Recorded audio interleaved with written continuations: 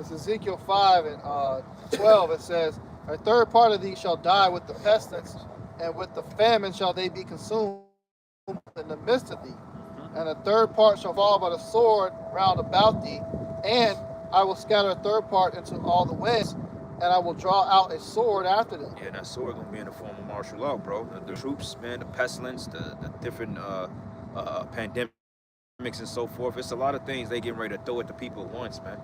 Project 2025, the what do they call it? The years of the poly crisis. It's a lot going on by the scenes, man.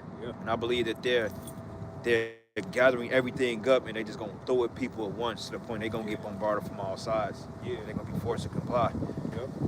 Something big is coming because you saw that nigga Bill Gates switching it up now. The whole climate change thing.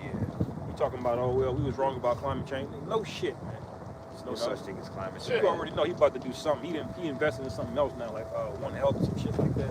Yeah, Bill Gates. When we get you in captivity, we gonna fucking play football with your fucking head, nigga. We gonna beat the shit out of you, man. We gonna run them college things back, man. Sir, fight this lion, nigga. They go a twig. That's right.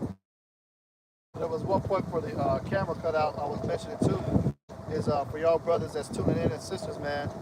A lot of this is going to be a mental thing when it comes to these food shortages, man. Don't fold over this shit. There's a lot of body fat on you. If you're overweight any type of way, you can last at least about a month without eating. As long as you got water, you'll be okay. It's a mental thing, man. You just got to start getting accustomed to fasting and push through it. Because most Americans are obese. So they easily a month or 2 months, depending on how much you are overweight, of not eating. Your body fat is meant for emergency storage. When the Lord made these, that's why you had gathering times of fall. You had certain high holy days, having feasts to build up your body fat to be able to last for the winter. That's the thing too, man. But the Lord gonna feed his servants too. Ain't none of the men of the Lord and the women ain't none of y'all without food for 2-3 days. That's not starving. The Lord told Esdras, hey, the angel told Esdras, before I give you any more of these breakdowns, go fast for 7 days. He told him to go do that. So that the Lord gonna be on, man. They'll be able to go a couple weeks if the Lord needed them to. You watch that. They got shows out there. Like watch that show on Netflix. There's a couple other platforms called Alone. You watch how they survive.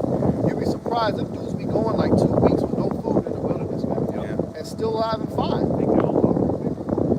So hey, just push through this shit. Hey, the biggest drawback on a famine is like the brother said, the psychology. That's when the sword comes out. That's the biggest thing you got to worry about, man. Like in the Walking Dead movies, the biggest threat is not the zombies. It's the humans, the people.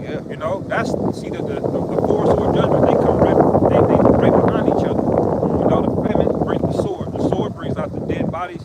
Dead bodies bring out pestilence. You know, that's what you got to worry about. But see, we gonna have the spirit on us to not panic at all in front of none of that. And it's gonna be beautiful though, because even then, when the pestilence come, that's gonna bring out the animals. You're gonna have all types of shit. You know, I mean, for those of you that don't know how to skin a deer, because I'm gonna be honest with you, like I never skinned a deer. The concept, I understand it. I can learn it fairly quickly, but I mean, I do that. Mind, like I gotta go catch a deer and kill it now. If that's what the Lord wants me to do, He'll give you the download and we gonna do it. But it's gonna be shit out here for brothers, man. I really believe that. Like, so I'm not even worried about it. That's the spirit, because I was reading that in 1 Kings, the 17th chapter with Elijah the prophet. You know, the chapter opened up. And pretty much the Lord used him to bring about a drought. You know, the Lord used the prophet to bring about a drought, and the next thing you know, the Lord already had it set up for him to run into the widow for her to sustain him, man. That's going to be the same way with the men of the Lord. Scripture say, my servants shall eat, but you people shall be hungry, man. My servants shall but not set up for the men of the Lord, man. Beautiful point. And he told me, he said, go to the brook, and there I will command the ravens to feed you. And then he drunk of the woman, the widow woman. And then he said, well, look, go and fetch me some barley meal. She said, but it's only sufficient. He said, look, go. And he told her again, like, go and get my shit. Don't worry about it. It's going to be good. And the Lord kept replenishing it, man. Hell, it was a story that a brother brought out. I think the brother from Dallas, he said that was eating something. I think he was I don't know if he was on the inside somewhere. It was a situation that he was eating something and he said, wow, crazy. Yeah, this was a couple of years ago. He brought out that testimony. I had to find a video, but he said that the Lord gave him abundance, man.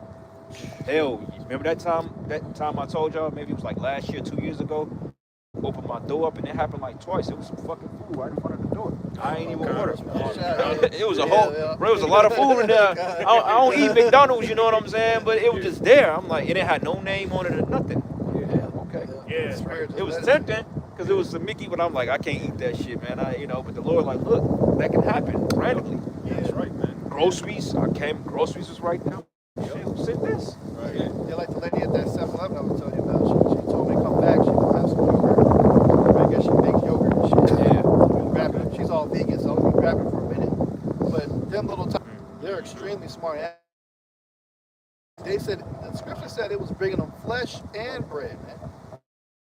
Steaks, and he was getting bread, man. He picked it up from somewhere Sourdough. and dropped it off, man. Ravens can talk too. They vocal kind of like parrots. Another thing, True Brothers, you get it like emergency food and shit. It come like in this bucket, and you get like a 25 serve. That's for the cheap one.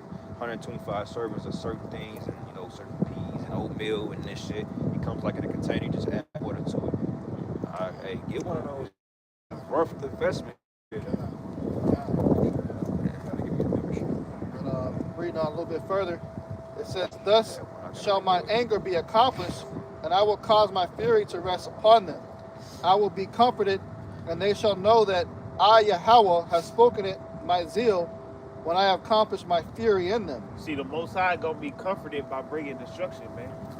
Right now, he's at unease. All right, he's seeing all this shit going on, all this wickedness going down. The Most High is at ease. And so, what's gonna bring him comfort is ruining you people's sense of security, and ultimately turning this bitch to a big ass barbecue pit, man. Because it say the smoke is gonna go to his nose, then he's gonna be satisfied, man. God. So like when we be out there cooking, you got that brisket, and brother flipped it up, like damn. That's how the Most High gonna feel when America is toasted up, man. Hey, but don't forget the appetizers too. Yeah. The scriptures say them spirits. Yeah, They're the there to do wings. what? To appease the wrath of the one that. Yeah, that's the moss sticks behind it. Yeah, the mozzarella sticks right there. You know what I'm saying? Fried pickles. It says, "Moreover, I will make thee waste, and a reproach among the nations that are round about thee, in the sight of all that pass by." It goes into that scripture, said, "The smoke of the torrent, and set it up forever and ever." This place is going to be like an eternal flame, and you're going to see that smoke keep going up to the heavens and sky from this place for a long period of time. Yep.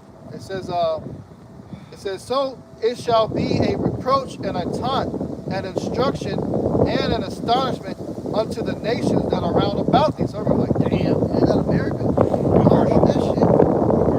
15. It says, "Yahweh has spoken it." That's right, man. And the Lord, why was the Lord so angry with them back then? In the time of the because Jacob had no fucking respect for the Most High. Man, for temples, Still don't. he was worshiping other gods. All of these things, and the Lord just got